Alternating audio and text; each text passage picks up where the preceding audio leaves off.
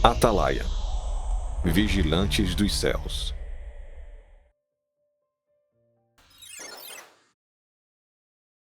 Desde a década de 60, o general Moacir Uchoa, do Exército Brasileiro, lá em Alexandria, em Goiás, na Fazenda Rio do Ouro, ele já tinha contato com os fenômenos que ele chamava de fenômenos seres do hiperespaço, onde vinha uma névoa, essa névoa se adensava, e desse adensamento de névoa se materializavam seres e veículos testemunhados por vários militares, jornalistas e políticos daquela época.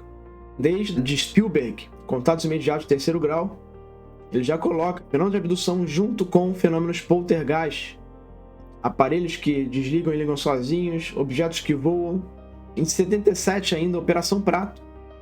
E aí da Operação Prato a gente tem o comandante Urange Holanda, que comandou a operação pela Força Aérea Brasileira.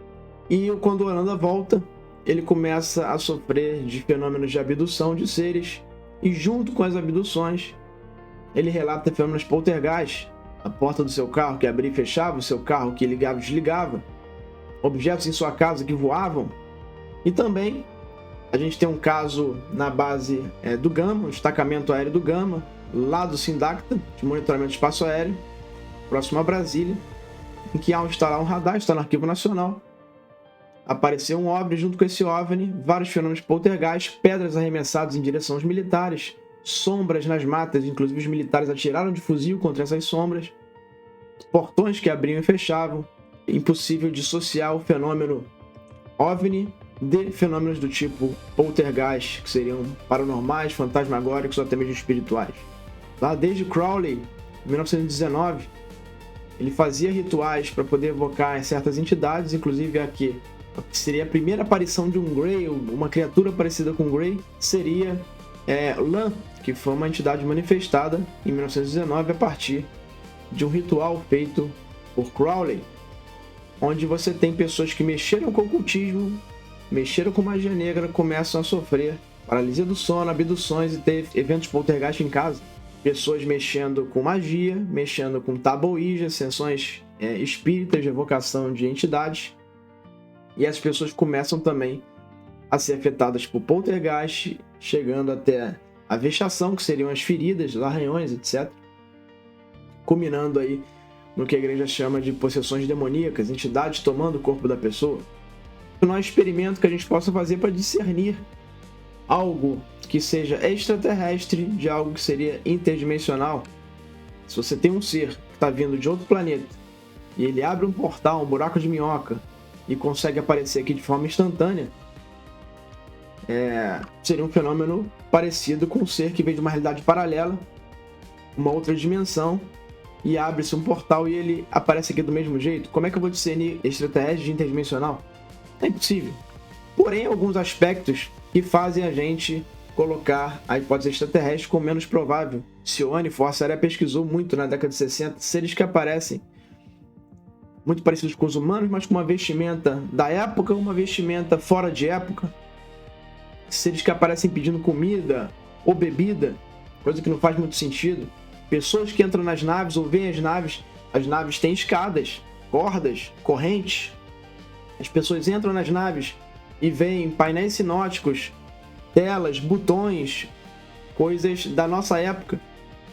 Então parece muito que o fenômeno não é algo moderno e avançado, e sim algo que muda a sua forma para poder se manifestar aqui como se fosse uma inteligência artificial primitiva, muito antiga, uma inteligência artificial aborígene, que sempre esteve aqui, e é uma inteligência, uma consciência que poderia materializar o que quisesse aqui para talvez nos controlar e nos manipular e se comunicar com a gente. E de vez em quando, assim como nós mesmos, quando usamos a IA, pedimos para gerar uma imagem e ver alguns pequenos erros, uma geração não tão perfeita, parece que de vez em quando também essas materializações deixam alguns detalhes a desejar e algumas imperfeições que a gente consegue perceber que tem algo ali além de uma civilização extraterrestre avançada. Como Vallée dizia, o famoso pesquisador francês Jacques Vallée, parece que é um mecanismo de controle onde o nosso conhecimento é o que está sendo alvo desse controle. Então parece que esses seres vêm de diversas formas, dependendo do contexto religioso, nosso contexto cultural, para nos manipular talvez fundando diferentes religiões que são opostas, fazendo que a gente entre em guerra. Parece que esses seres que seriam negativos não conseguem invadir e acabar com a humanidade. Deve haver alguma lei natural, porque senão já teria ocorrido há muito tempo. Então eles agem muito no sugestionamento, na influência e, claro, em alguns casos até mesmo na materialização de naves e seres. Então, eles vão aparecer, às vezes, como um anjo de luz, como uma santa, se a pessoa for católica, ou entidades de outras religiões, para poder induzir aquela pessoa a ter uma determinada crença, talvez, e você ter ali diferentes facções da sociedade em guerra, em discussões, em atritos. Então é uma das formas de acabar com a humanidade. Outra forma seria, por exemplo, as abduções, fazer as pessoas terem o declínio mental através desses jogos mentais feitos na abdução, como se fossem realidades virtuais criadas por esses seres, para que as pessoas tenham uma depressão, uma tristeza e até mesmo possam tirar a vida, talvez seja um dos objetivos. Eles não podem tirar a nossa vida, mas eles podem nos influenciar através desses jogos mentais para que nós façamos isso nós mesmos. E talvez isso permita que eles ganhem soldados em suas fileiras para poder atuar. E claro, os militares vão querer utilizar isso. Pensem, se você tem um ser que pode tomar a forma que ele quiser, que pode entrar nos nossos sonhos, que pode nos influenciar, nos enganar. Se os militares tivessem uma tecnologia dessa capaz de se acoplar à nossa consciência e fazer esses jogos mentais, eles poderiam, por exemplo, controlar um presidente, um deputado, um senador, um político, ou até mesmo um militar de outro país, para poder proteger seus próprios interesses, o que a gente chama de armas psionicas. Então, certamente começaram aí com o MK Ultra, lá atrás, programa de controle mental, e eles devem ter evoluído isso para tentar justamente fazer o que esses seres, essas inteligências estão fazendo hoje. E quem sabe, algumas dessas inteligências que nos visitam, quem sabe não possam ser os próprios militares em alguns experimentos, em alguns desses casos. Basta lembrar que Luiz Elizondo, ex-diretor do programa OVNI nos Estados Unidos, ele e alguns colegas fizeram uma mentalização contra terroristas que estavam na prisão de Guantánamo, e os terroristas tiveram aparições de seres de luz absurdos que traumatizaram profundamente esses criminosos. Isso é publicamente relatado e saiu em jornais. Esses terroristas dizendo que a CIA tinha armas para aterrorizá-los em seus sonhos. Eles acharam que era uma arma da CIA e era um experimento do Elizondo e seus colegas. Está no livro do Elizondo, Iminente. Fui informado sobre um programa de recuperação de OVNIs com engenharia reversa. David Grush, ex-oficial da inteligência da Força Aérea dos Estados Unidos. Houve e há uma presença existente, uma presença extraterrestre. Robert Bigelow, Bigelow Aerospace. Eles têm visitado nosso planeta há milhares de anos.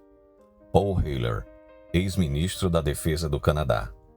O governo dos Estados Unidos estava em contato com vida extraterrestre há anos e assinou acordos secretos. Haim Eshed, ex-chefe de segurança espacial de Israel. Um respeitadíssimo pesquisador, já falecido, deixou em seu último depoimento um apurado de seus 50 anos de pesquisa. É que esse fenômeno está nos castigando porque ele atua de forma inteligente, enganadora, confundindo a mente dos próprios pesquisadores, quanto mais aqueles que estão desinformados. Eles fazem essa confusão de propósito. Ora, se apresentam ostensivamente, de forma a não deixar dúvida naqueles que os veem. Mas, na maioria das vezes, eles agem de forma sorrateira e até traiçoeira. Como o fenômeno em si é extremamente estranho ao ser humano, eles precisavam ganhar credibilidade de um certo número de seres humanos.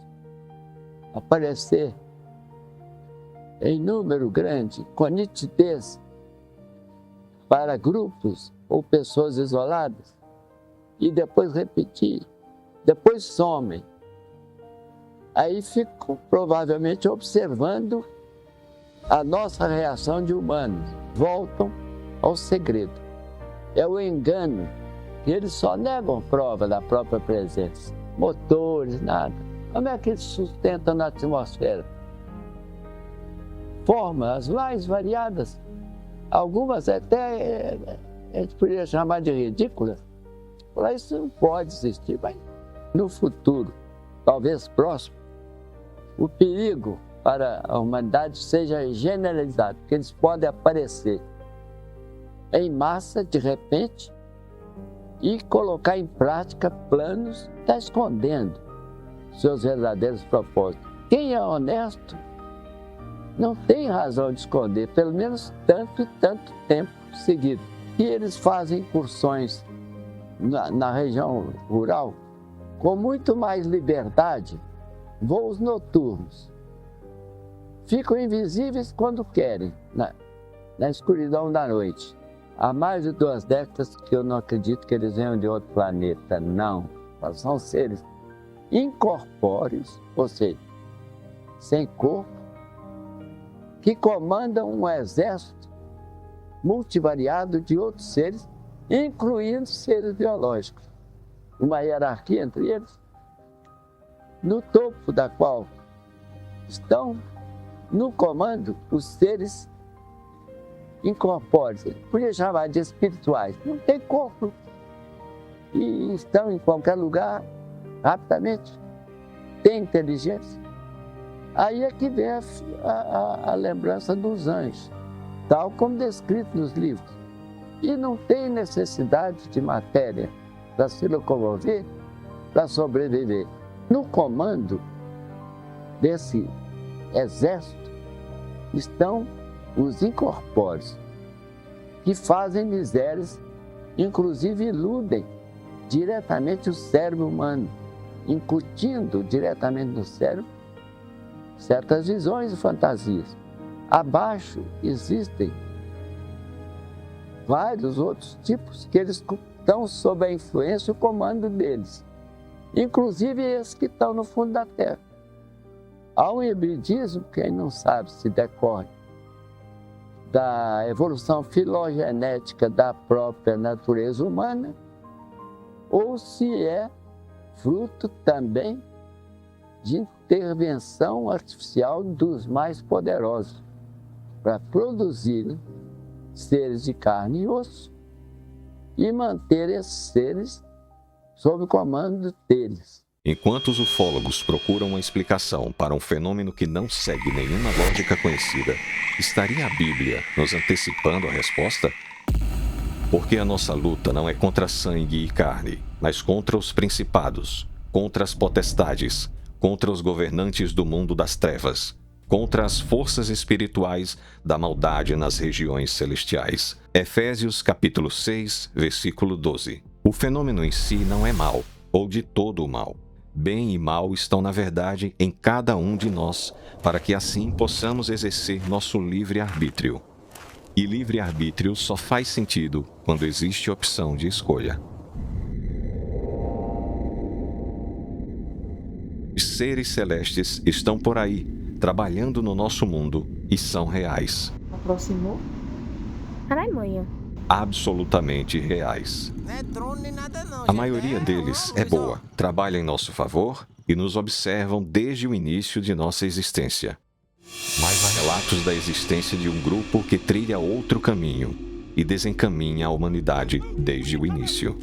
Esse grupo atua de forma direta com os líderes da Terra, que escondem um segredo, ou de forma indireta, mascarado por rituais, crenças ou tecnologias mágicas que funcionam como distrações e que nos impedem de focar na verdadeira essência de quem somos e para onde vamos.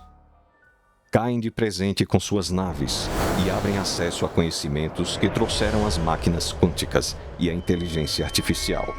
Ferramentas incríveis que podem tanto nos levar a patamares elevadíssimos, como substituir sutilmente nosso exercício do pensar, nos dominando e nos tornando escravos. Nenhum grupo de alienígenas vai cruzar o espaço sideral só para nos conquistar, como nos filmes. A batalha celeste sempre esteve sendo travada aqui e é invisível. até que saibamos abrir os olhos espirituais, ou seja, enxergar as multidimensões ocultas. Os mensageiros celestes vêm e vão. Mas se houver um encontro com eles, é preciso prová-los e ter discernimento, pois alguns não trazem coisas boas. Também é um erro ir em busca deles. Nossa conexão com o cosmo é profunda. Dessa força que organizou e sustenta todo o universo, há uma centelha rodando em nós e estamos conectados a ela. Se mantivermos a sintonia com essa força, não caímos em engano. Não são poucos os casos documentados onde as abduções pararam quando se clamou pelo Criador. E isso nos faz voltar os olhos para o ensino cristão. Não da forma distorcida, como o conhecimento sagrado tem sido usado para a manipulação e controle das massas, mas aprendendo do ensinamento original, que revela que os homens, influenciados por seres maus, distorceram a doutrina preservada nos livros sagrados. Olhe para o planeta Terra e compare com os outros planetas sólidos do nosso sistema solar. Nenhum deles tem tanta vida como aqui. Mas se a semente da vida está por todo o universo, por que a Terra é diferente? Provavelmente porque foi aqui que coletaram tudo o que havia de bom do universo e montaram um grande jardim. E todo jardim tem um jardineiro cuidando. No caso da Terra, uma equipe inteira deles a serviço do Todo-Poderoso.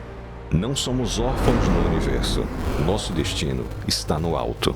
De suas torres de vigilância, atalaias nos observam em silêncio, até que tenhamos a maturidade para conhecer as estrelas, entender como se formou a vida, ter acesso aos segredos do cosmos, deixar de ver em parte e conhecer o Criador, face a face. Atalaia, vigilantes dos céus.